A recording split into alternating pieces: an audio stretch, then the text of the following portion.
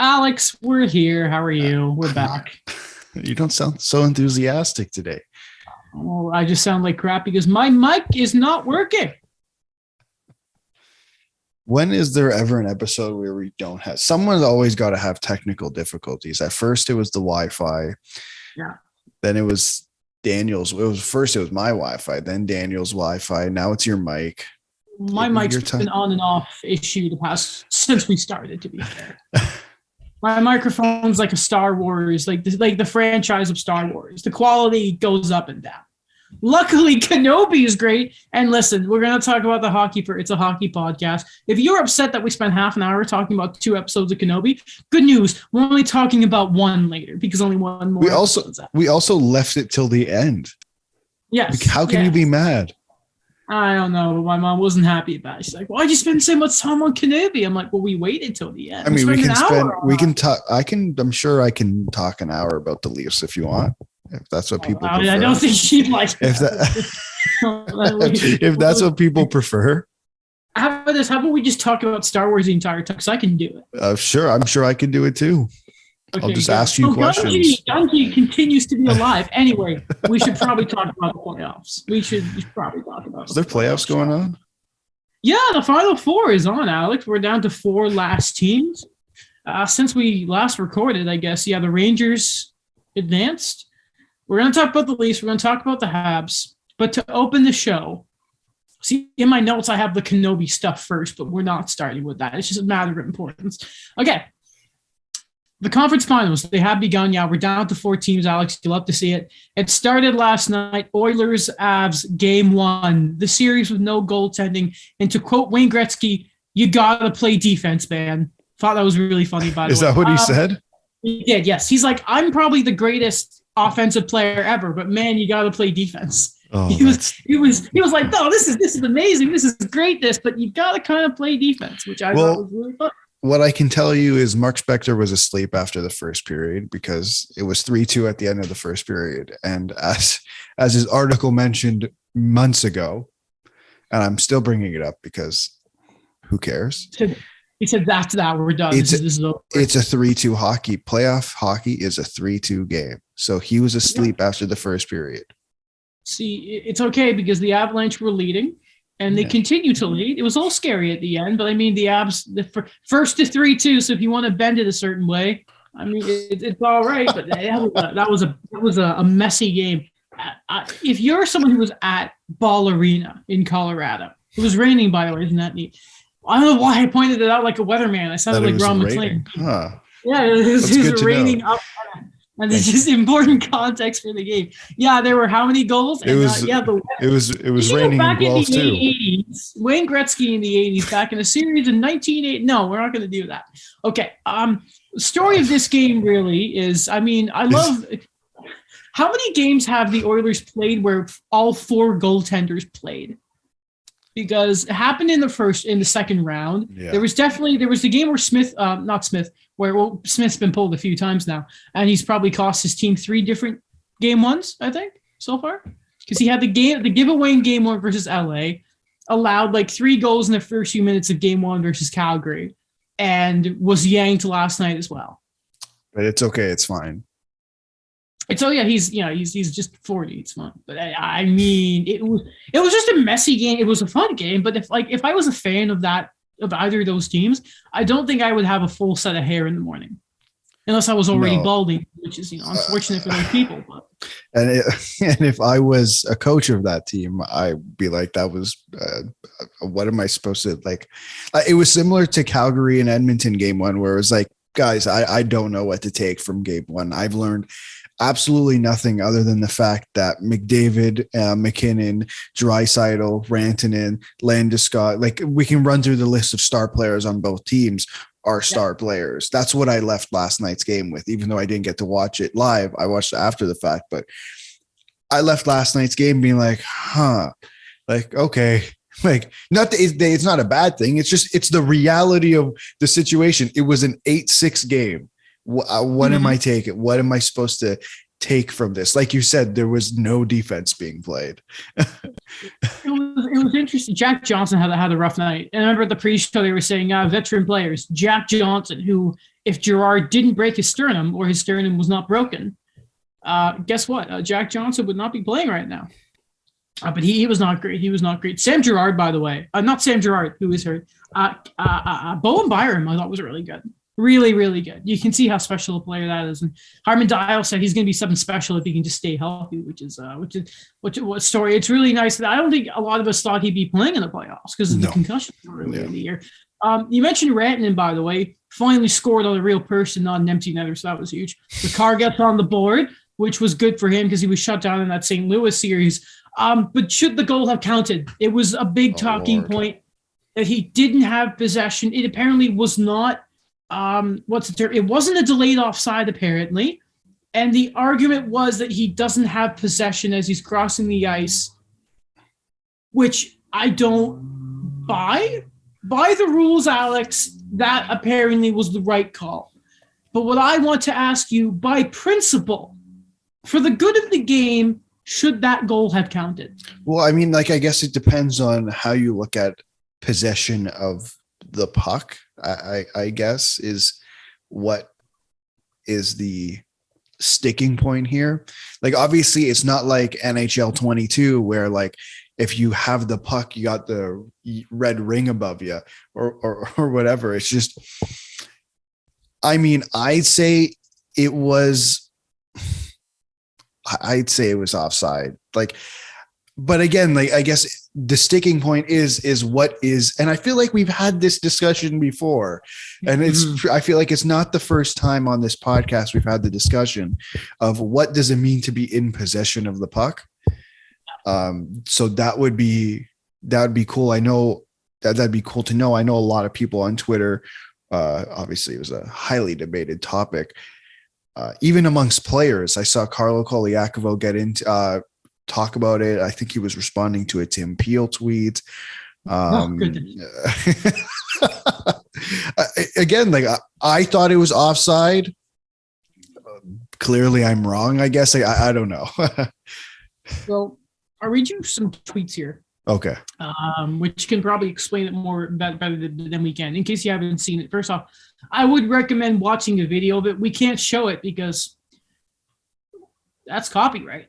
we don't own that video, unfortunately.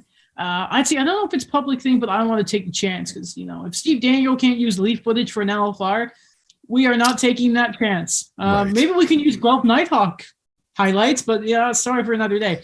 So Eric Angles tweeted, "That is the worst one I've ever seen, ever. Makar is in control in the neutral zone, just ridiculous." Then Mike Johnson replied to him saying, "Eric, I love, when somebody starts it with your name, it's going to be good. Eric, that's not the rule. The standard isn't control. It is contact with the puck. You might not like how it looks, but it was absolutely and eventually obvious the correct call." Now, this is what then Bob McKenzie from the top row, from the shadows, the Bob Father, Batman out of the shadows, Gungy from Everyone Thought Being Dead. We're going to get the Gungy reference where we can.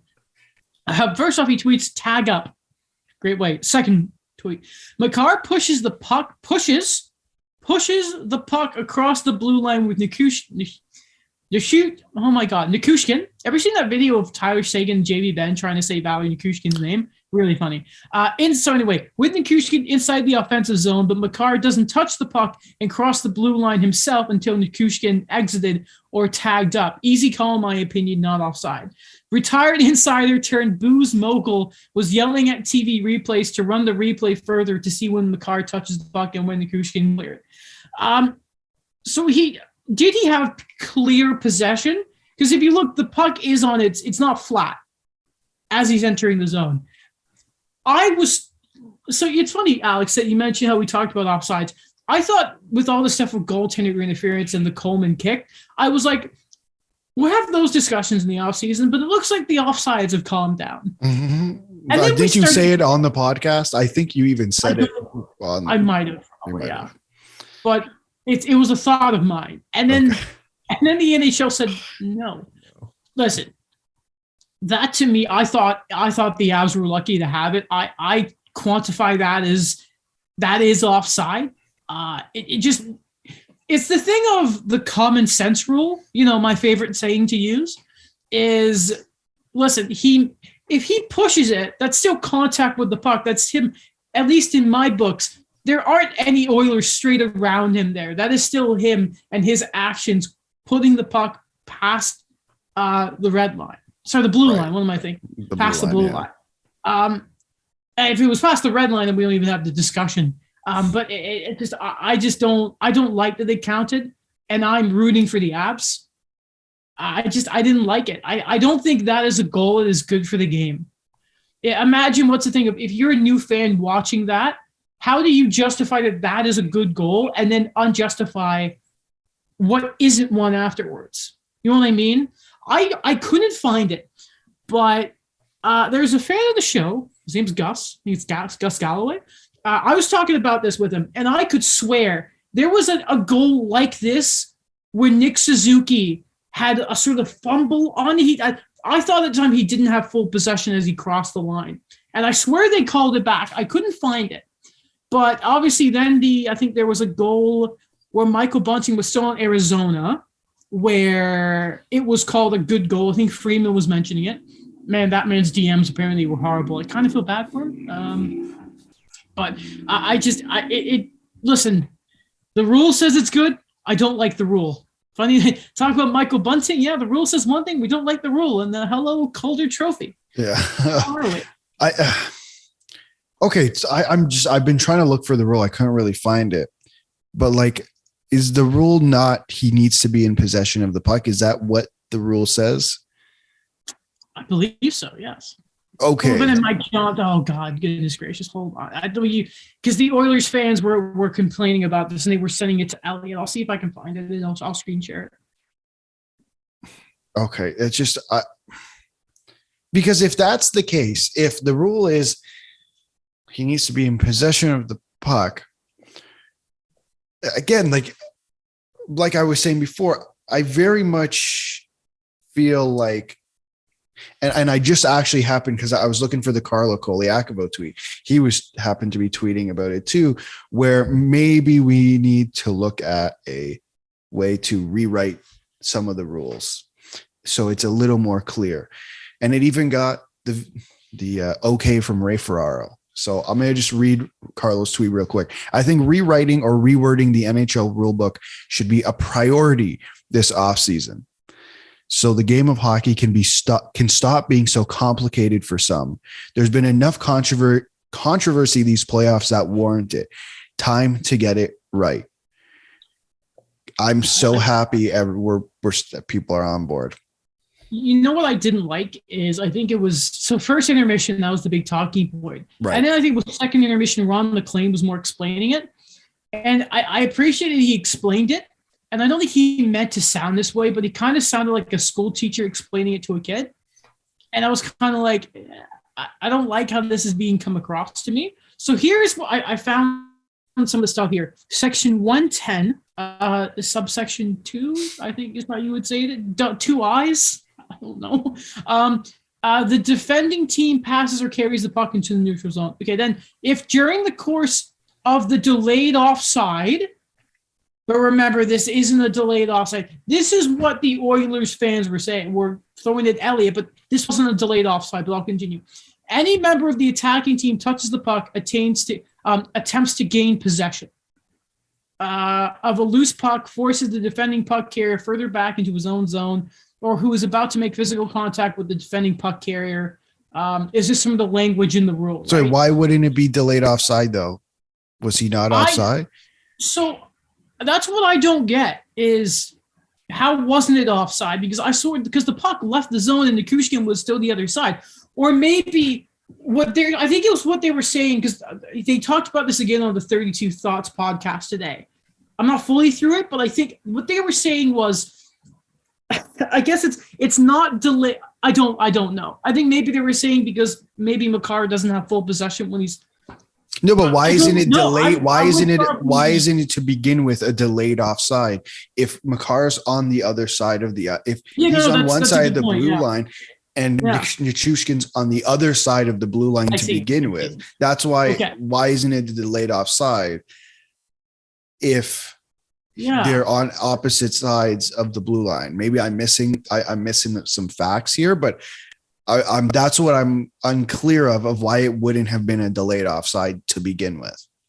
Alex, I am more confused the longer we have this conversation. Okay. And Fair. I think this isn't me saying, Alex, you're not explaining it. This is the problem with this entire goal. Right. You know what I mean? Yeah. I agree.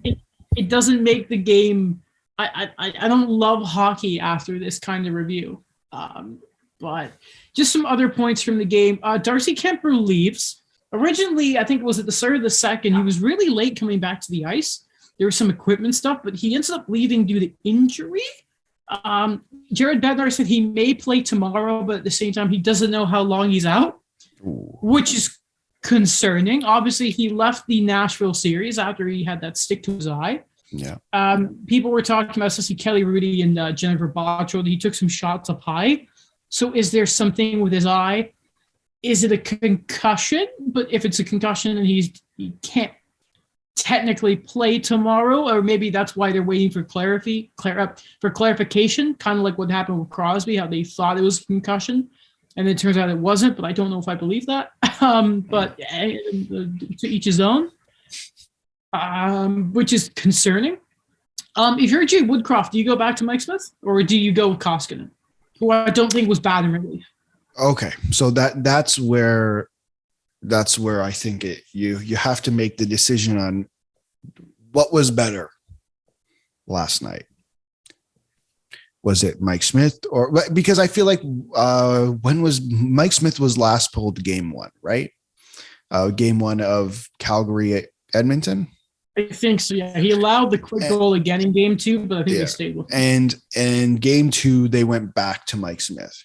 So again, I saw Jay Woodcroft's quote today saying he still believed in Mike Smith, but we're not sure of game two, which to me kind of caught me off guard, because I'm like, do you believe in him? Or because if you believed in him, you would start him in game two. But again, this could just be some playoff coach mumbo jumbo throwing quotes out there, because noted tellers of truth NHL coaches, as hockey Twitter tends to forget. If that's the case, like my guess is they go back with Smith. I don't see we've seen this in the past. Don't see why now all of a sudden we'd get the change. Yeah, no, I think that's fair. I'm concerned with Francouz. He's a guy who in the playoffs hasn't been amazing. Like regular season, I like what he's done, but I think he came in at some point, was it last year or the year before? And he was not great, if I remember. I can't remember the exact series, but I vaguely remember there's a series where Francouz came in and he wasn't amazing. And I mean, he didn't lock the game down. Now, then again, the refs, as Will very nicely put to me, put their whistles away for Colorado at the end of that game, and the Oilers sort of got a good chance there. Like there were some calls I think Colorado should have gotten their way. Then again, there were some high sticks in that they got away with to start the game too. The officiating was a little inconsistent. Technically it's been consistently crap. Wait a second. Are you suggesting NHL refs aren't good? Best in the world, Alex. You know what? Come on. Let's call Gary Bettman. Never lie to us. Exactly. The NHL commissioner, teller of truth, would never lie. You want to know what else is sort of? By the way, you mentioned coaches lying. That's why I love Gerard Gallant. Yeah, we're going with Shesterkin. Just isn't none of these games. We're going Shesterkin. Well, I mean, with him, he has no offense to Georgiev, but like, do you have another option? But I'm not. Yeah, but the Alex Georgiev. Yeah, no offense to Georgiev, but Georgiev. Yeah. Anyway, speaking of Gerard Gallant, all those years ago, Alex, when Gerard Gallant was Vegas' head coach, was fired in Carolina after that Vegas loss, had to take the taxi. One of the most famous images, I think, in modern NHL history, to be honest. A sign of things to come in Vegas when you look back at it. History doesn't repeat itself, but sometimes it rhymes. Now he goes to the Rangers, obviously a team that I had missing the playoffs. And now he's got a chance in the Final Four. That series starts tonight. But I just wanted, against the back-to-back champs, hell of a job by Gerard Gallant. I still don't think he should win the Jack Adams, but that's me. But before we get to that series, the Canes in these playoffs. 0 for 6 on the road, 7-1 at home. But that one loss was Game 7 against the Rangers. It was just everything went wrong in that game. They didn't have I think they had a fair start, but the wheels fell off. Ronta hurt himself very similarly to how Frederik Andersen hurt himself in the regular season. And then the Canes, when they needed to really buckle down, the moment I never say his name right, Kochetkov, the guy who bit back at Brad Marchand comes in, and the first thing the Canes do is let up back-to-back odd-man rushes. One of them, Raheem Strome, misses. The other one he converts, and the Rangers fans everywhere rejoiced. And then they just fell off after that. Very disappointing Game 7 from the Canes. I've said this all year. I haven't been. Listen. I haven't been great. My bracket's in shambles. You know that, Alex. You've seen it. But the Canes needed to win this year. I'm not going to say fire Rod Brindamore like some people are saying. Don't do that. But we look back at this series. First off, how different do you think it goes with Freddie Andersen in that? Because people have been asking that. That's a interesting question, considering my comments before the playoffs. But I am. What did you say? I don't. Well, I said because the question was posed to me at the time, who I would rather play in the playoffs, and I was given 4 options. I did pick Carolina. One of the reasons being Frederik Andersen. Oh, yes, because in the playoffs. Correct. Okay. So again, like I think it goes differently. I think what it comes down to is, like you said, when oh my God, I forgot his name. Kochetkov. Sorry, Peter Kochetkov. When he came in, that's when at the time Carolina, the wheels fell off. And if that's the team playing in front of Frederik Andersen, then sorry, like, yeah, no, I don't think this is going any differently. But if we're playing, if the team in front of him is playing like the freaking Carolina Hurricanes, then yes, I imagine this is going somewhat differently. Like you mentioned right away, you're giving him 2 2-on-1 chances against. Yeah. I get when you're given those opportunities, you're obviously more likely to score. So you're kind of setting your goalie up to fail a little bit. And if you're going to play like that, then yeah, more likely than not, even if Frederik Andersen was in net, I don't know how differently it goes. Even if Ronta had stayed in that game, I don't know how it's going to go. See, here's the thing is, and those odd man rushes, this wasn't the third, when, the scoring effects are going to keep going towards Carolina's favor because they're the ones chasing the game. Mm-hmm. At that point, they were still within striking distance. And to allow that to fall apart defensively for the Canes to let that happen is so uncharacteristic. Right. And at the end of the day as well, you know what probably would help? Winning on the road. Right. Winning a single road game would probably help too. Mm-hmm. Just one. That being said, though, about the goaltending, yes, I think Carolina made it harder for him, but I think there are goals where, especially in Game 7, I think there's a couple of goals that you look at and say, if Ranta's in net, because Ranta's, I think, had an extremely good playoff. Like all things considering, I think he except Game 6, but all things considering, where I think a lot of people didn't expect him to be what he ended up being, I think he had a good playoff. There are goals where I look at and say, yeah, that one's probably being saved. That being said, before everyone fucking, oh my God, whatever. Before everyone just, damn. Turn it off. Well, turn it off. Before everyone just blows up because I mentioned goaltending and third string goalies. That being said, looking at Game 7, they did not deserve to win that game, Carolina. No, they fell in on themselves. Like, just to be clear, 2 things can be true. Yes. Okay. Can you do me a favor? Instead of like lowering the audio, can you censor it with the sound of a Wookiee going? If I can find it. Do that for me, please. Yep. Thank you. I appreciate that. All the Wookiees like sound the same, so I can't say just go find Gunji because I think it's all the same voice thing, but we can pretend it's Gunji. Sure. This is no longer the 2-1 podcast. It is the Gunji show. It's the Gunji show and the Guelph Nighthawk show. Yes, featuring Obi-Wan Kenobi. So some stuff that Elliot Freeman talked about afterwards in the aftermath of this series. I can't remember if this was in the blog, a TV hit, the Jeff Merrick show, or the 32 Thoughts podcast. The man's on so many things. But he said that apparently the Canes did have contract talks in the summer with Vincent Trocheck and Martin Necas, or Martin Necas. And so many people say different things. I don't know. By the way, Necas wasn't amazing in the playoffs, so he didn't look like himself. But they say that nothing really happened, so it's something to keep an eye on. Trocheck was a little surprising to hear that because you would assume with him leaving probably, then that would open up more space for Jesperi Kotkaniemi, who had good underlying numbers, but I'm sure he's disappointed with this series because he has been an amazing playoff performer, as you know, I have seen. And you have as well. Yes, he's a good player, like legitimately a fantastic playoff performer. And maybe it's a bit different in the future. I'm not going to completely crap on the guy because of the offer sheet. I know everyone expected me to.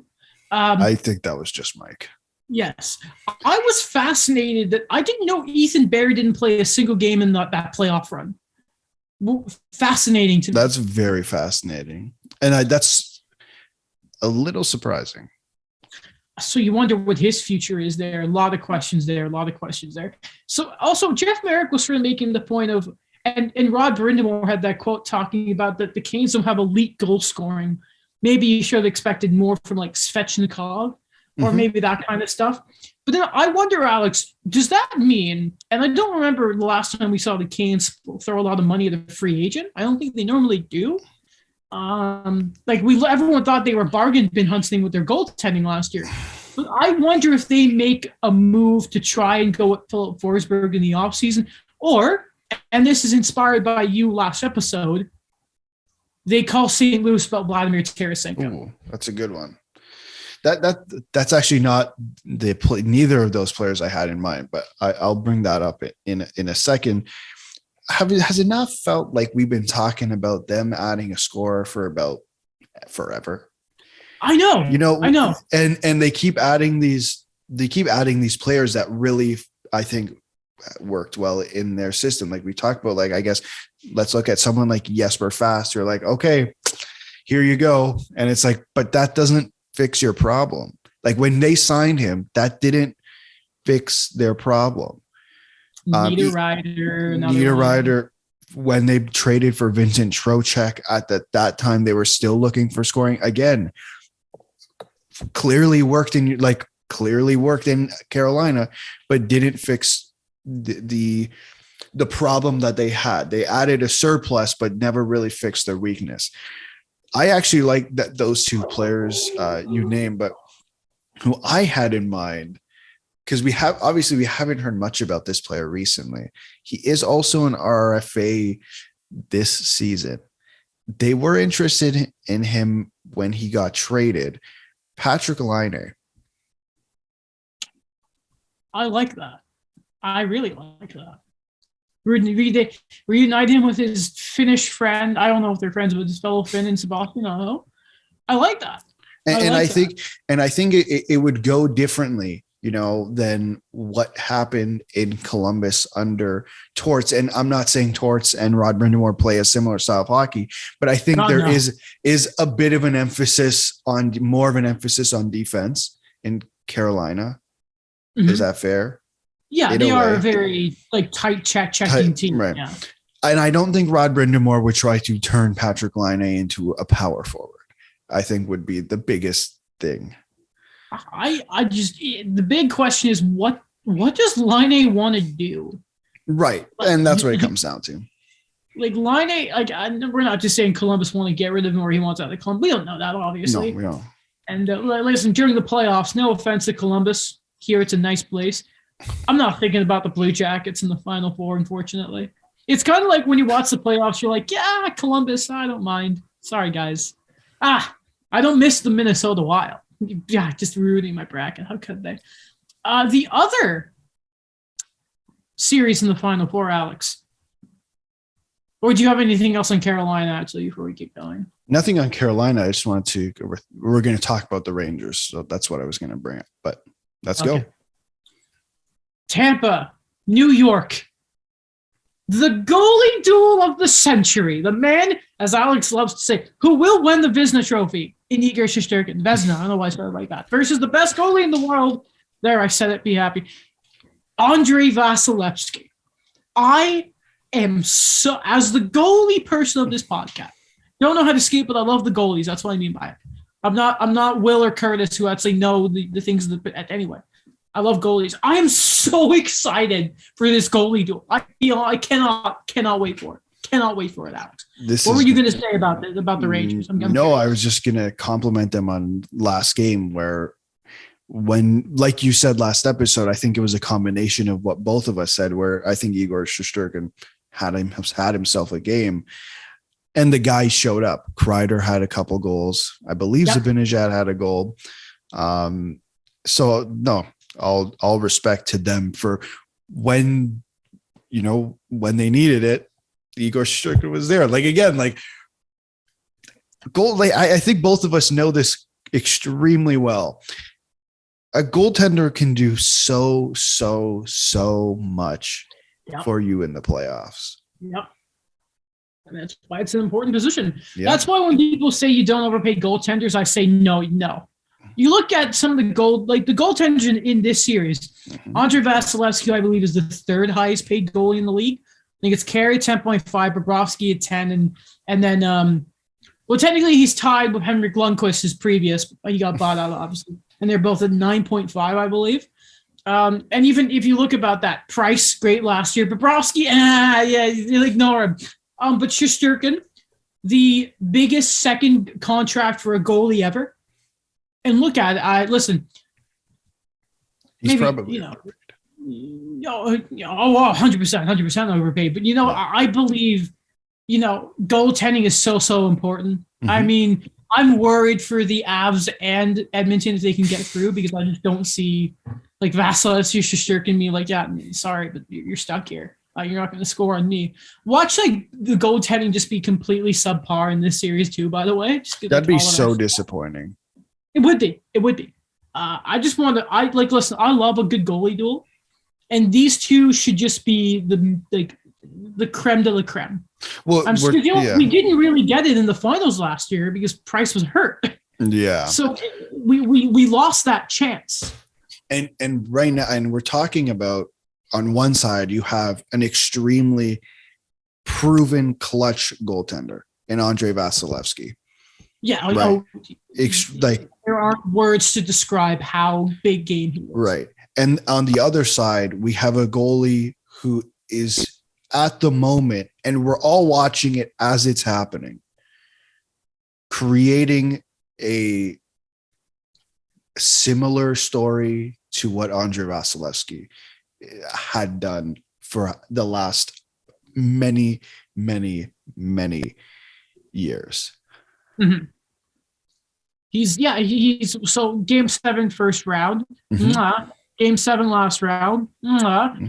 Bounces back, as you mentioned, from the polls in the first round as well. It's important, and this is the sign of a great goaltender to me, is not only the ability to play well in the playoffs, because it's just a different beast, but the ability to bounce back in the playoffs, mm-hmm. which you don't see a lot. And with goalies, it's just so much more important. Again, with players like Mikko Rantanen, we mentioned, playing well, good underlying numbers, but the first 2 rounds wasn't scoring very well. And sort of bailed out when the offense was coming from other parts of the lineup. Darren Helmhari. But with goaltenders, if you falter, you're screwed. Unless you have McDavid. But no one has McDavid except Taylor. And I think, we can look at Vasilevsky's numbers in the first round, and I believe statistically it was his worst round than since the Columbus series. But when it came down to it, even in the games where maybe he wasn't the best, he was there. Even when he's not good, he's there.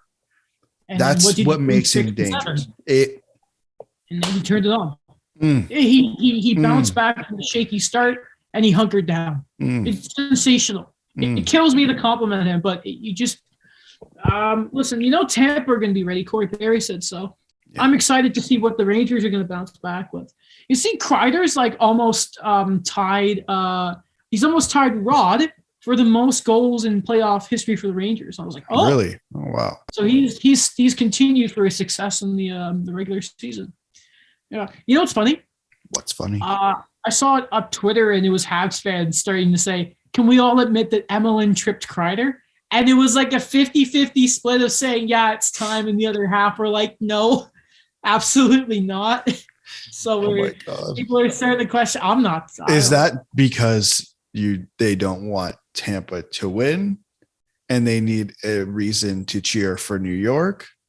Well, I think they're happy. Or just overall. I think it's just an overall discussion because, well, I think at the same time they were rooting for them over. Because here's the thing. This is the point I make: is Kreider, accident or not? Again, I don't think he meant to hurt Care. I've said that many times. He's not a bad person. Panarin, stood up to Putin. Good person. The Canes, D'Angelo's the thing. And even on a more personal level, Kotkaniemi signed the offer sheet, so Habs fans weren't happy with that. I thought you weren't talking about that. In that series, I'm talking generalization. Traitor. Scumbag. Anyway, we're gonna keep going here. But I'm excited to see what. Obviously, the Rangers are going to be the underdogs here. They've been in every series, but I'm not willing to count them out because, as I said, the last two finals have had Cinderella runs, and it's difficult for me to say the Oilers are that because they have McDavid, but they're still. I don't think a lot of us really had faith in them. Gretzky didn't have faith in them. He had them out in the second round. Yeah. If Gretzky doesn't have faith in the Oilers, well, then what am I supposed to think? Exactly. No,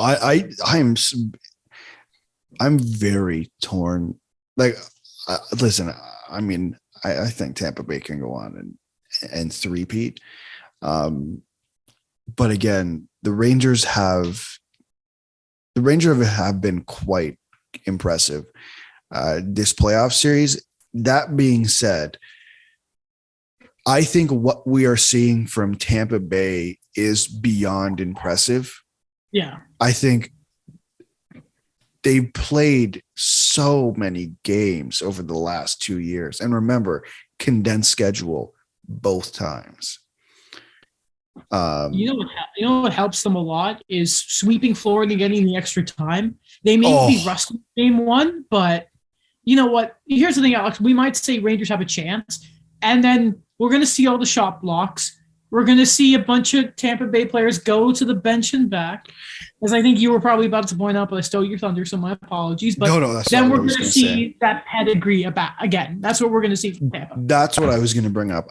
And I don't mean like when I bring this up, I'm not disrespecting the opposing team. I brought this up when Tampa Bay played the Leafs, when they played Florida, and I'm going to bring it up again when they play the Rangers. I'm not disrespecting the opposing team, but what I think people when they become in awe when people write this in newspapers, on Sportsnet, TSN, etc. This is the Tampa Bay Lightning, back-to-back Stanley Cup champions, who are still good, who are not only still good, but it looks like they know how to win. There is I know how to win. And for the most part, a lot of the same guys are still there. The most important guys are still there. Yes, they lost their third line, but they brought in guys who are going to learn how to win. And surrounding them with just insane, like their left side on defense is Hedman, McDonough, Sergachev. Which Sergachev isn't a plug like he was in the first round. Right. And it's just ridiculous to think. Plus, you have Vasilevsky in net. there's just the pedigree surrounding the Tampa Bay Lightning is beyond every other team in this league at this moment because of what they've done the last 2 years. And like, I think you were saying last episode or 2 episodes ago, what they've been doing for the last almost decade. Yeah. They have been the model of consistency in the league. Okay. I'm going to ask you for a Conn Smythe winner from every team. Okay. Because the first and second round, I don't give a crap. I see Conn Smythe talk in the first round. I'm like, no, please don't. Colorado, who do you have? To me, it's a toss-up between McKinnon and Makar. I'm probably leaning more towards Makar at the moment, but I think there's a argument for both. I'm making you choose one. Because I have 2 and one's a backup. So I okay, fine. I'll pick one. I'm gonna go with McKinnon. Okay, then I'll go with Makar because they were my 2 as well. Were you gonna pick Makar? Like, okay, I thought you were gonna pick Makar anyways. No, my first one was McKinnon. Oh, okay. Because he's been showtime, but I mean, they've been such a well-oiled unit overall that I like what they're doing. The New York Rangers. Igor Shesterkin. Okay, I knew you'd say that. And just because he is playing through, I can't imagine what this guy's body is like. Just for some fun, I'm going to say Ryan Lindgren because that man is being held together by duct tape and bubble gum right now. Okay, Tampa, Vasilevsky. We're not even going to. Let's move on. Yeah. Do we have to do Edmonton too? Or? Yeah, it's Connor. Connor. And that was the end of that. There's a guy scoring a lot of goals, you could say, but I'm not giving that guy any attention. Okay, before we get to Kenobi. Like, come on, sorry, is that even a discussion? Like, it's McDavid. It's okay. He's outscoring Conn Smythe winners every game from previous years. Insane. We just entered the 3rd round. Yeah. They got 2 to go. He was doing it halfway through the 2nd. He was so good. It's McDavid. Okay. Come on. I think that is all the gubbins from all that from that. Yeah. So Leafs and Habs. We'll start with the Habs because it's official. Martez St. Louis is the 32nd head coach. I think was the official word. It's a 3-year deal. What are the big points here? Well, first off, thanks for manning us wait, guys. Thanks so much for that. There's a quote here from Marty I wanted to mention. Quote, do I want to win at the price of not developing the young guys? No. Sometimes you got to put those guys on the ice and show them confidence. I'm not going into the season thinking I have to win every game. I'm not doing that. That's from Marty St. Louis. Now, I think if you're an old-timey hockey fan, I think you look at that and you get kind of upset. But I'm going to combine that with another quote because the man Kent Hughes spoke the other day from the Combine. Kent Hughes, who the Habs had do a TikTok, and I nearly fell off my chair when I saw it. What's going on? What's happened? Imagine Bergevin doing that. Quote, we want the best player long-term, not the best player next season. And that was in reference to the draft, obviously, and who they're going to take first overall, because it's going to be right. Alex, there's a honeymoon period with every new sort of management group and coach. But I just love what I'm hearing from this team. Like Ken Hughes has done interviews and said, we're not going to make the playoffs next year. We're not expecting that. And I just love how real they are with everything. And just talking about development and confidence. I've been waiting 10 years. I was going to say, like, I think it's just the relief of having to listen to whatever it was for the last 10 years. For that organization, good families, character, things that just have nothing to do with being a hockey player, but you have to listen to them anyways. But I think to hear that, it must be relieving. It is. I just love it. Like the thing of confidence too. Remember, we talked about like the stuff that Brett Kulak said about how old management and coaches waited for something to go wrong instead of just being like, look what's happened there. We knew that's Brett. I can't stand it. But it's going to be, I'm excited, Alex. I am very, very excited for it. Another thing I wanted to mention, he was asked about Logan Mailloux. I don't remember the reporter, but I wanted to mention it because he was the second last question, I think, and he was asked. So it was a French reporter. So shout out to him. Logan Mailloux is still being evaluated by the Canadians, and they don't expect to sign him this summer. That being said, it doesn't mean it won't happen. The Habs just need more time. And Hughes did emphasize they're obviously not just looking at the player, but they're looking at the person as well, which is what you would like to hear. Obviously, from their 2 point of views from a hockey player, he didn't play a lot this year because he was suspended for what he did. Idiot, bad person, and also he hurt himself. So first off, if you want to look at it from both sides, it doesn't make sense to sign him. Second of all, they still need to show that he's learned from his mistake. I wanted to mention that because obviously you know how I've kind of really wanted to know more about this situation, but yeah, at least you want to hear that they're still looking into it. Besides that, with the Canadians, I think that's everything. Draft preview, it's coming eventually. Don't worry. Shane Wright, God help me. Who do they take first? Man, it is. I'm more fascinated with the second first-round pick they have because it just should so clearly be right. Again, we're going to get into it, but I've been putting the list together. I've never been this prepared for a draft before because they actually are picking first. The KK one, I was like, whatever. They're going to pick who was the guy? He went to Detroit. Oh, yeah, I was Zadina, like, they're going to pick Zadina. And they picked KK, and look what happened. I had that same experience. I want to say in 2016 when the Leafs had picked Matthews, as in you're like, who do they need to pick? And I'm like, I know nothing about juniors, but let's just try to figure it out. And imagine if they had gone Line.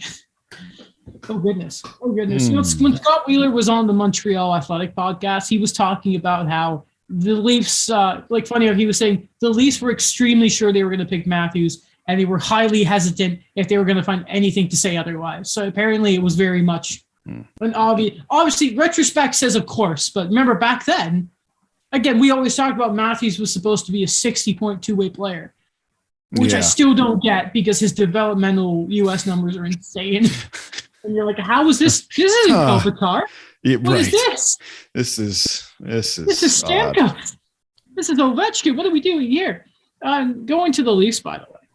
I want to talk about the future in net because people are starting to talk about Jack Campbell in New Jersey, which I'm kind of like, tampering doesn't exist, I guess.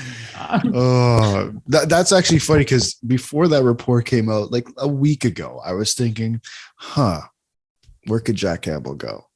And my mind did go right to New Jersey. I mean, I think we all it makes sense, right? People have been talking about the contract. It's funny, we were talking about the Ville Husso stuff, right? Mm-hmm. And what contract he sort of looks at because Jack Campbell's a weird sort of tier because he's older and this is his big contract, right? People were saying that apparently his camp, I can't remember who the reporter was. I'm so sorry. That the number was around $5 million, and people were like, he's not worth Demko numbers. He's an RFA. It's a little different. Okay. Also, like, no, like, actually, I also like, I really think an agent should walk into a negotiation and just give the most realistic number.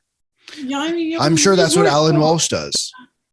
Where do you see Jack? You think Jack stays? Because even if they meet them, if they go towards 4. The thing with Campbell is I still don't know what he is in a way. Like we've clarified he's not elite, but it's like, okay, he's not like a 935 either. Well, that's elite, sorry. But like, is he where he finished at a 915 because his season was such a roller coaster? And he wasn't the reason they lost in the playoffs, but he didn't look like a showstopper. So it's like, it's hard when you have the best goalie in the world on the other side. You know what I mean? Like, it's hard to look at goaltending in that series in any light other than, he could have been better, but like also context, who's on the other side of him. I don't know where you go with him. Again, okay. I might be extremely, extremely harsh here. Yeah. He's probably at his best. I'd argue he's a 1B. And is that fair? Is that fair? Yeah. Right. Because it's hard because of his injury history. It's going to be hard to get more than 40 games out of it. Well, how many did he play this year? I'll check. You keep going. It's just it's hard for me to imagine him playing consistently more than 40 games without there being issues in between, right? Like he could probably play more games, but that's where it becomes an issue. So he's a career 915, but the problem is he's only in his career played 142 games. This past season, he played 49. And how many? And there was a stretch where he was injured and was playing, which the Leafs should know better than that. By the way, second year in a row they've done that. Yeah. But the thing is, then you need to have someone else there. And obviously Mrazek ain't it. And he's probably not going to be here next season. Yeah, he's gone. You need to get someone who can play either the rest of the games, or you need to find someone who's better than Jack Campbell, able to play, let's throw in 45 to 50 games, for example, and the playoffs. Or we go, Jack Campbell's not coming back. You have 2 new goalies next season.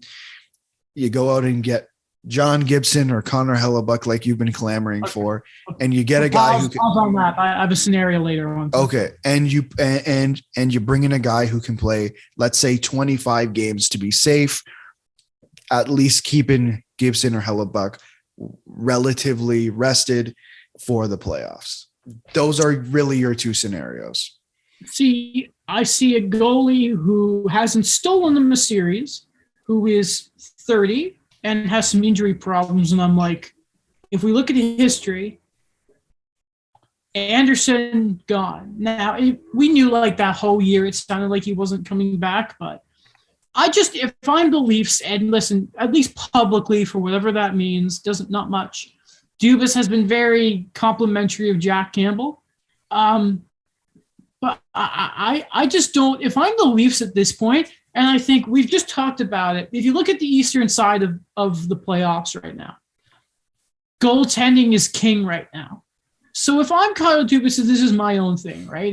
And I think the way that Morgan Riley and that defense has sort of played out, I'm maybe sort of double thinking, do you necessarily need a 1A? Like, you know what I mean? Like, look at, obviously, 3 of the 4 teams in the finals right now, you have Hedman, Makar, and Fox, who are all amazing, but it's like sure. Darnell Nurse is good, but him and Riley are that same sort of level. So maybe I'm a little wrong about you need a number 1 horse guarantee, because I thought that defense core for the Leafs is pretty good. Maybe you tune it because Justin Hall into the sun. He wasn't bad, but still, Justin Hall, it's enough of that. Enough of Justin Hall. No more of that, please. But if there's one side of the game, and you know how consistent I am with this idea, if you're going to be sure in one spot, it's got to be in net and down the middle. You know what I mean? And you got the 1A. Who knows what's going on with Tavares? Who knows? But you at least have the number 1 center. Let's go out and get a legit goaltender. And if they're moving on from Sandin, which I'm not saying they are, I don't know any of that.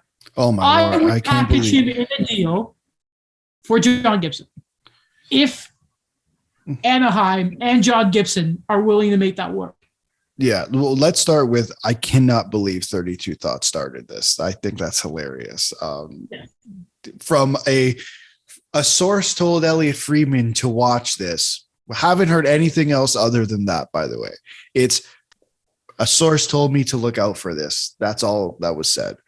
I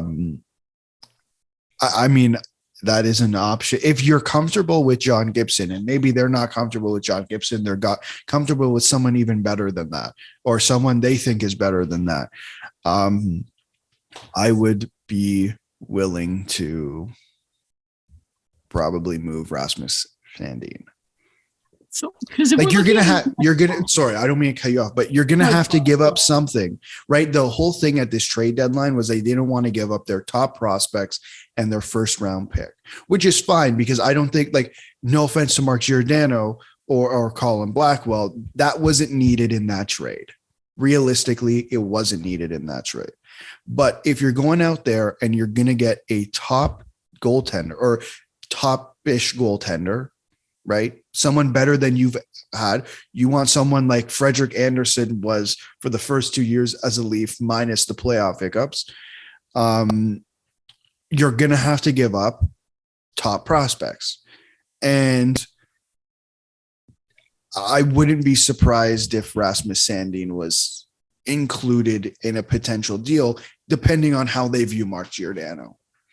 Like if we yeah, it's fair. Like I'm looking at some of the goaltenders available around right now, and I think Blackwood's an RFA. That's not a sure thing. I don't want anything to do with it. We look at the UFA market.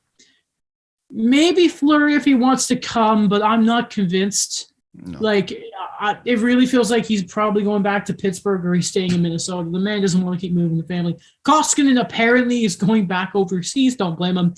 Darcy Kemper. No. Thomas Greiss, no. Halak, no. Georgiev, no. Holtby as a backup, I wouldn't mind, but as a number, no. Martin, no. Samsonov, who knows what's going on there, but no. I don't even, like, let's look at Holtby as a 1B. I don't know like, it's just, I don't think that's what they should go and get. If you're keeping Campbell and then you're bringing in Holtby, I'm not a fan of that. Okay, sir. I was thinking you get Gibson and Holtby. Gibson, if you're bringing in a number one goalie, go ahead, bring in Braden Holtby. I lost my train of. Oh, okay. Sorry. You know what? Or if you want to be really fun about this, I don't know if he's offer sheet eligible. But you know who's an RFA, right? Oh, I think I know who you're talking Jake about. Ottinger.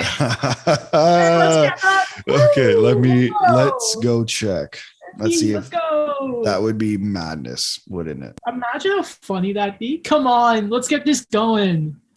Listen, if there's one thing that came out of the KK stuff, I really hope it's that people believe that the offer sheet's a real tool. Which I doubt will happen, but I agree. I hope they do that. That would be interesting. Offer sheet, Ottinger.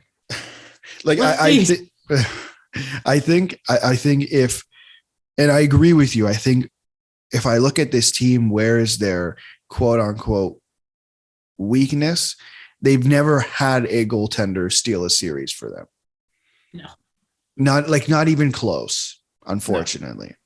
No. And like it's difficult, obviously, because the last 2 years they played the best goalie of this generation and the best goalie of the generation that's ending. But the point being, it wasn't up there. Yes. And I think if you're looking for that, I don't know if the 1A, 1B approach or the 1B, 1B approach, which I think we got this year, was good enough, and it won't be good enough moving forward. I appreciate that you complimented Carey there, by the way. I appreciate that because listen, like if you think, and this isn't to you, I should say, if you're anyone out there and you think Campbell was as good as Vasilevsky or Price, people thought that. Give your heads a shake. No, you're yeah. I think he stood. There's no doubt in my mind he stood his ground. He was not better. He was not as good or better than that. And there's the problem is you weren't the worst goalie, but you were the lesser of the two. And that's the problem is Campbell good? Yes. Is he good enough? And that's, can he steal a series? And I don't know if he can do that. That's the big question. I agree, but I think it's hard to look at the last two first round losses and talk about goaltending because of the quality of goaltending that they played. Now, if we want to go back further, we want to look at Tuukka Rask and we want to look at Braden Holtby, for example. and I mean no disrespect to them, they're not Carey Price and Andre Vasilevsky. He was better back then, Holtby, but he wasn't. Yes, but he had Barry Trotz. And again, that first, like that one, I don't really count it as, it was amazing to watch, but house money. But yeah, I think it's just hard to say, well, he couldn't steal them the series. Yeah, because he was playing against Andre Vasilevsky. That's unrealistic, and there's a lack of context there. To say he'd be able to steal the series, they would need Igor Shesterkin in net. And they're not going to get that, right? Or Gibson or Ottinger. Maybe. Ottinger could steal you a series if you could score a goal. And I think the Leafs can do that. I believe so. I would tend to agree the Leafs can score goals. Unlike the Dallas Stars. Yeah. Hey there, Michael Raffle. Never forget. Okay. Alex, we've been going for about an hour. You know what that means?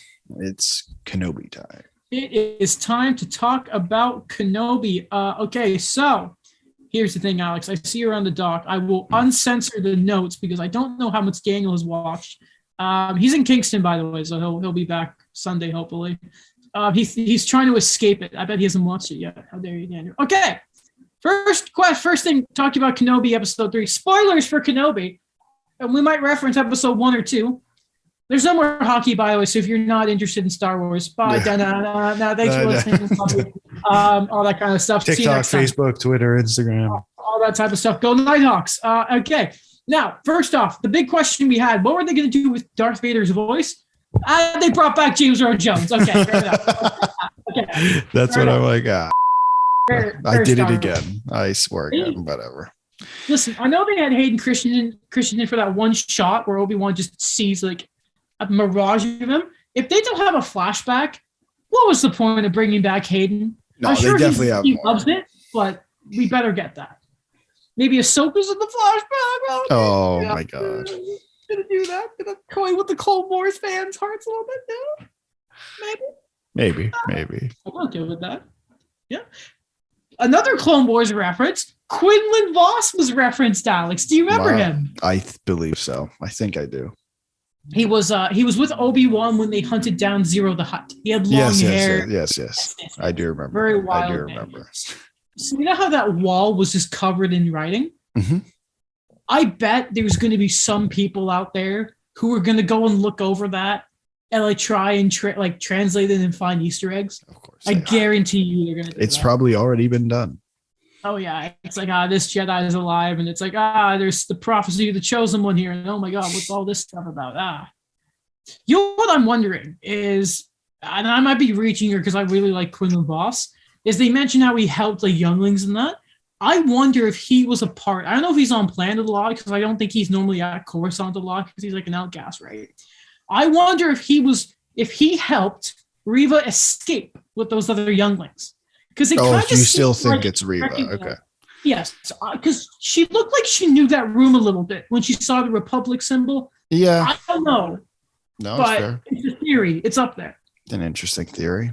I'm excited. It was a great episode. What do you think of the opening, going between Obi-Wan hearing Yoda's voice and Anakin's from the other movies and seeing Vader suit up like that? Oh, I loved it. I loved the Vader suit up scene because I feel like we've been like wanting that for quite some time. We've never seen that much of him. Like we've never seen the legs go on, the tube back. We've never seen that much of burnt up Vader before. Burnt up Vader. Yeah. No, I think is there anyone who didn't like it? So there were. So here's what's annoying, right? Of course there were. First off, and we're going to talk about the Moses Ingram stuff because I think she's getting a lot of crap. It's really unnecessary. And shout out to you and McGregor for saying if you're a racist, you're not a Star Wars fan to me. I love that. I love him standing up for I thought it was really cool. So obviously the big thing in this episode is Vader and Obi-Wan fight. And as I predicted, Vader kicked his ass. Oh my God. Yeah. It was great, right? And we'll talk about because it was scary. It was lovely. So people are complaining that it looked sloppy and they nerfed Obi-Wan when he has been a hermit for 10 years and this is peak Vader. Vader's using one hand on his lightsaber, by the way. He's playing with them. You know what? I had the same thought, but then once you add the context to it, isn't it great what context can do? It makes it a whole lot. It makes a lot more sense. Oh, yeah. Why it was played out the way it was. Mm-hmm. It's just fun, man. It's just really, really fun. Goodness. But yeah, there were some complaints about that and stuff, and saying that the choreograph wasn't great. Well, guys, it's just, I think you're just missing the point of it. Like, this is the thing here, and we see this. There's this YouTube comment I saw because I was rewatching some of the scenes from a guy named Avery Scott, or maybe it's a girl, I don't know. Avery's a unisex name, or whatever they identify as. You never know. Quote, they've really beautifully constructed this tragic arc for Obi-Wan here. They continue to hammer in how he's really not even a Jedi anymore at this point. This is what I really like this part here. The lightsaber, that's a symbol of defense and peace, a Jedi's greatest weapon. That story blade, which he's fought Asajj Ventress, Jango Fett, Pre Vizsla, don't forget about him, General Grievous, and many more. The first time he whips it out in this show is because he's scared out his mind and cornered like a desert rat. Last episode, when we talked about episode 1 and 2, I said it's going to be cool when he uses it for the first time. I missed it completely. Yeah.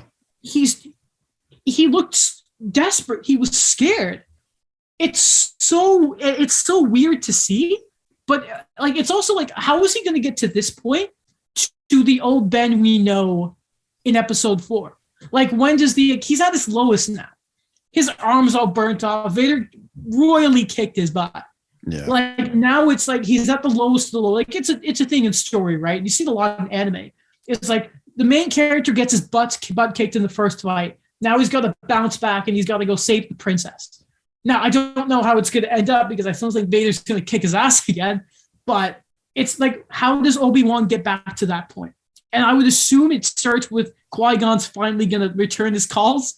Force Ghost Qui-Gon, Obi-Wan, sorry, dude. I was hanging out with Dooku in the spirit realm. What's up, buddy? I like the way you put that. Pick up his call. I mean, it's going to be the most Obi-Wan storyline ever. It's going to be like the nicest thing to ever happen. Because that just that's feels like his character, right? It maybe like, especially in like in the Clone Wars, where I feel like they just made him out to be like this really nice guy. And I have a feeling, yeah, I just feel like that's going to be his storyline. It's going to be, I don't want to call it cheesy, but because every time it makes it sound bad, but I think it's going to be that cheesy, really nice storyline of how he's going to come back. And he'll rescue the princess, and maybe he goes back to Tatooine, and Owen finally gets to take the gift and gives it to Luke. Luke's got to get that gift. He's got to get it at some point. He's either, come on, Deborah Chow, come on, you're doing great here. You got to give us that. We've talked about it a little bit. Vader was just. They continue to nail Darth Vader at every turn. Like, just hearing him talk. Like, James Earl Jones is great. Like, we know that. But just hearing him back, it's so nostalgic, but he's just so threatening. And when he's going through that village and he's like, yeah, force choke you, don't care about you, force drag you this way. It was Vader again. And when he's chasing Obi-Wan, it's like watching Halloween and he's Michael Myers coming after you. And when he starts that fire, he's torturing Obi-Wan. And the flame is reflecting into his mask. It's like, wow. I am scared right now. I'm going to rewatch it after the game tonight because it was good. I think you were very spot on last episode when we were talking about the first 2 episodes, where you said what they've done recently with Darth Vader is they've made, like, in episodes 4 to 6, I think it was just the time. I think it was the resources available to them. He was intimidating, but he wasn't that intimidating. He was scary. He wasn't intimidating. There's a difference. They've now made him equally as scary, but he's now actually intimidating. There's like a difference. I don't know how to explain it to you, but there's a vast difference between episodes 4 to 6 Darth Vader and what we've seen in Rogue One. And I think you mentioned Rebels last episode, Yes. and now this.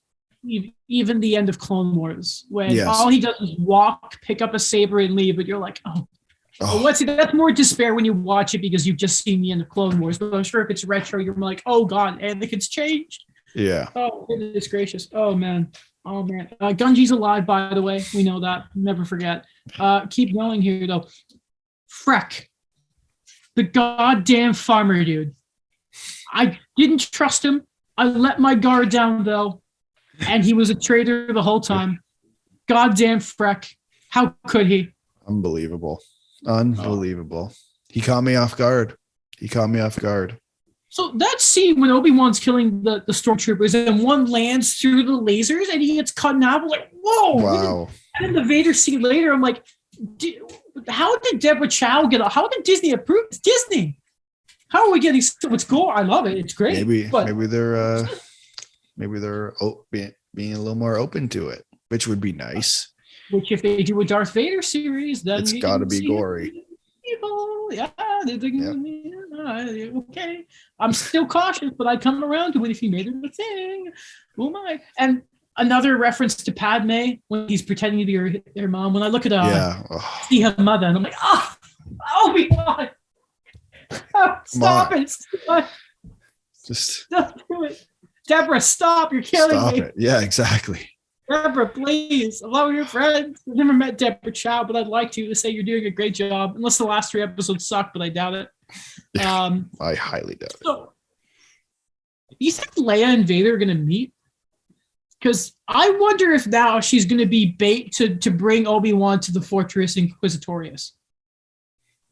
And if they meet, it's got to be like, I can see that being the most tense scene ever. Like maybe that's the bait and he holds the lightsaber where he's like, Obi-Wan, we're fighting. Yeah. High ground. Like Vader's on the high ground. He's like, yeah, come at it. Tables are turned, Obi-Wan. That's a good question. I don't know. I don't think they're going to meet. That's my prediction. I could be completely wrong, but I don't think they're going to meet. We'll see. By the way, shout out to Obi-Wan fixing Leia's robot, like the great uncle he is. Also, I love how Reva was just like, Obi-Wan killed the Grand Inquisitor, and Vader's like, I don't care. I don't. He doesn't mean anything. Literally. I want Obi-Wan.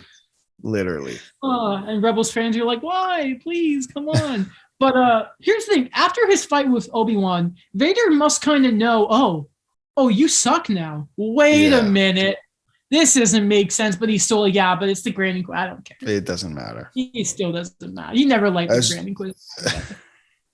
As long as he gets Obi-Wan. Yeah, that's all he wanted. Just burn off his other arm.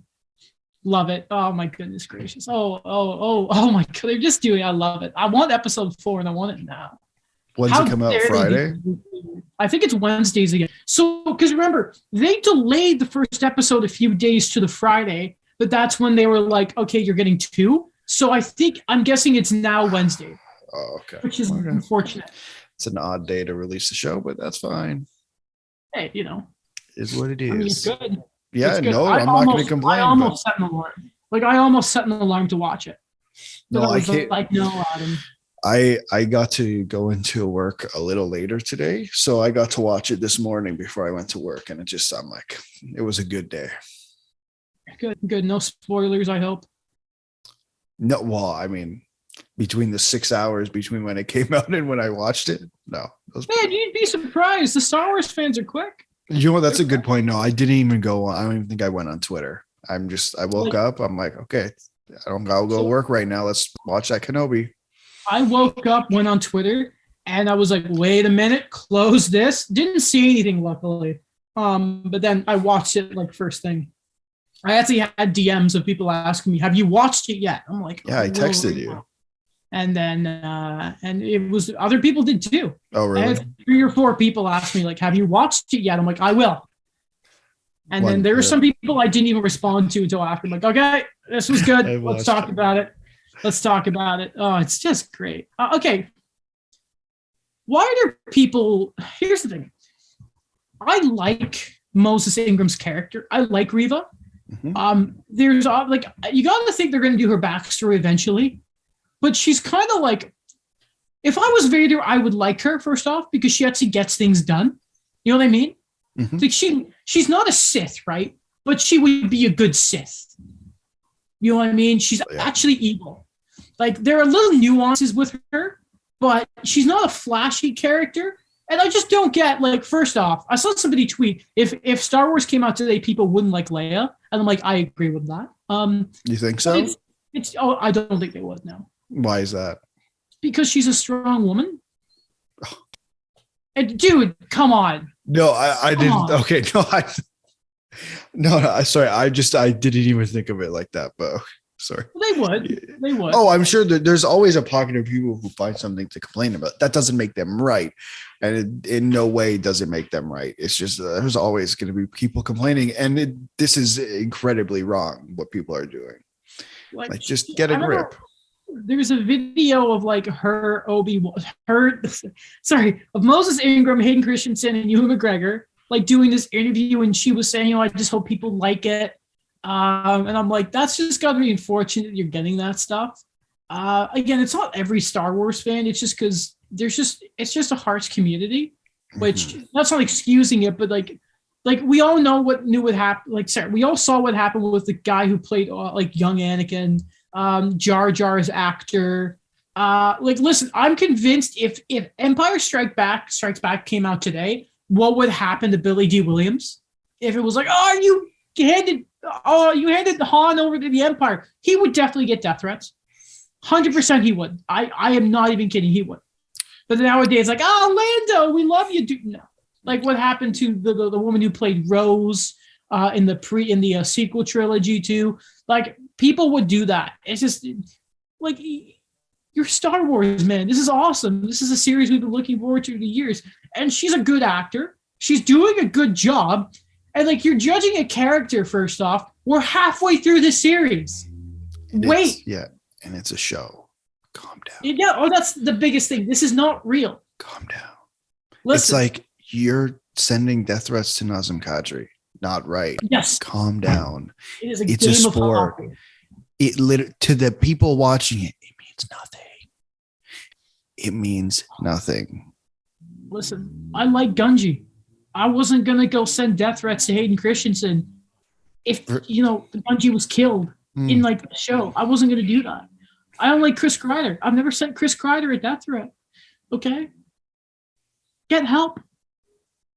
Stop it. Calm down. Just be a good person. Take a chill pill. Enjoy the show. Like, what is actually wrong with you? Seriously. Like, Alex, I need help understanding this. What makes a person, not even just for a show, what makes someone think, do you know what I'm going to do? I'm going to send this person death threats and racist stuff at them. Like, what? I need to know what makes people think that way. Man, I'm not even too sure. How are you raised? How? I don't know. I'm sure there's like a George Carlin quote out there for that, but. Well, listen, you're not listening to this, Moses Ingram, but you're great. I like your character. You're doing a great job. You've outsmarted Obi-Wan. Like, she's a smart character too. She drew out Obi-Wan. She's kidnapped Princess Leia. She's got in favor with Darth Vader. Not everyone can do that. Fewer to lift the tail. Okay. Remember Krellin in Rogue One? Learn not to choke on your aspirations. And he died. She's a good character. Gets more done than like Maul. No offense, Maul. We like Maul. Maul got cut in half and he got killed again. Fair. Yeah, he killed Satine, but then he died. Have some respect for Reva and Moses Ingram, losers. Like seriously, like get some help. Okay, we didn't spend half an hour on Star Wars this time. I forgot to say something when we were talking about hockey, and it has nothing to do with anything we talked about. But I talked about Nazem Kadri and just sparked a memory. Okay, that Bennington's a loser. Yes. Oh my God, it's some of the biggest babiness I've seen. I mean, God-given. What does that mean? What does that mean? Stop it. That's ridiculous. That's what, do you know what pisses me off probably the most is that he does the silliest things. And then when someone goes after him, it's no. It's not, you're not going to go after me. You're going to go after, I don't know, Robert Bertuzzo. He's fake tough. That pisses me off. Yeah, come on, like grow up. I went to school with people like Jordan Binnington, and they were the worst. I like the way Daniel put it. Not everyone from Richmond Hill is like that. Okay. Yes, fair enough, Alex. Fair enough. Alex, the Richmond Hill guy, has to make it clear they are not all awful. I love how he's like, it was an empty water bottle. So what? You're a loser. Shut up. Have you ever seen Pirates of the Caribbean, by the way? No. I just saw a tweet where it's like, Amber Heard will remember. Oh, you haven't? No. Okay, never mind. This joke isn't going to land, but it's like a thing of Amber Heard will remember this is the day she almost caught Captain Jack Sparrow. Oh. It's a reference to a movie line, by the way. Oh, okay. Yeah. Okay. Shout out Johnny Depp, by the way. Shout out to him. And also, don't fake like domestic violence because it just devalues anyone who claims it in the future. Like, don't do that. That's disgusting. Anyway, don't like Amber Heard. Don't like her at all. But yeah. Anyway, I like Star Wars. I like Pirates of the Caribbean.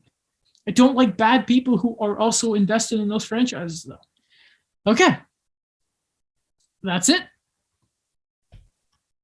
How are you? I'm good. Okay, that's good. Are you ready to end the episode? Yeah. Okay. Well, are you waiting for me to promote the Nighthawks next game, which is tomorrow? Who are they playing, Alex? The Hamilton Honey Badgers in Hamilton. Okay, so the Honey Badgers, right? Yeah, it is. So that. Okay. Do you want to go? Let's just go through the names since we've started. Yeah, because some of these are much better than. Welcome to war. God, ignore that if you can hear it. Okay, yeah. So go through, yeah. So we have the Fraser Valley Bandits. Good okay, name. Not bad. 6 out of 10. The Edmonton Stingers. 6 out of 5 out of 10. A 5 out of 10. Come on. The Saskatchewan Rattlers. Come on. 5.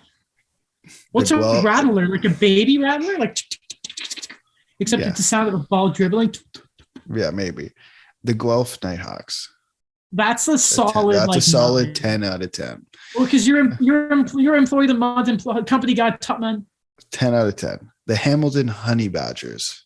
That's a 10. That's a 10. The Nighthawks are a Nighthawk. Okay, fine. Yeah. The Niagara River Lions. 7. Okay. It doesn't roll off the tongue as much, but it's still good. The Ottawa Blackjacks. 6. The Scarborough Shooting Stars. The Triple S. Pickering, so I gotta be careful here. 7. Okay. Shooting Stars, I like that. Yeah, Montreal Alliance. Yeah, I know. That's a 0. You don't like that. That's so bad. That's actually so bad. Alliance? It's awful. It's sport. You want to be Alliances. You want to go and be the best team. I was going to root for them, but no, not with that name. Well, that's because you're rooting for the Guelph Nighthawks, obviously. Okay, all right. Oh, is that everyone? No, one more. The Newfoundland Growlers, which...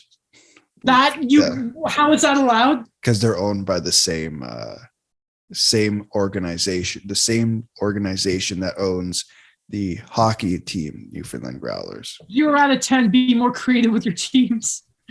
That's awful. There's this league, there's that league. How lazy are you? Do you not want to pay for the other copyrights? Wow. Alex, you're with the right group of people. I'll tell you that. Nighthawk is a good one. I'm aware. Company man, top man. Top man. I treat them and just be like that. You're cup employee of the month and just play. But I think they know. Good. Okay, that's everything. TikTok. I don't know how many people kept to listen to this part, but TikTok, Instagram, Twitter, Facebook, YouTube, Apple Podcasts, Spotify video, which always surprises me. Yeah. I always come away from this. I want to start a Star Wars podcast. Okay, do it. You know what I mean? Yeah. Let's do it. You do it. I'm okay with that. I'm like, let's do it. We can review. See, that's how we're gonna get Daniel to get into this. Is we're gonna do like a Clone Wars review. Oh, that'd be so fun. And then just work. And we would start with the Younglings arc, so I can talk about Gunji. Okay. God, I love him. Give him his own. Give him a studio just about Gunji. Oh, I can't wait for Bad Batch season 2. I can't wait. Okay, Alex, thank you for this. Goodbye. Da-da-da.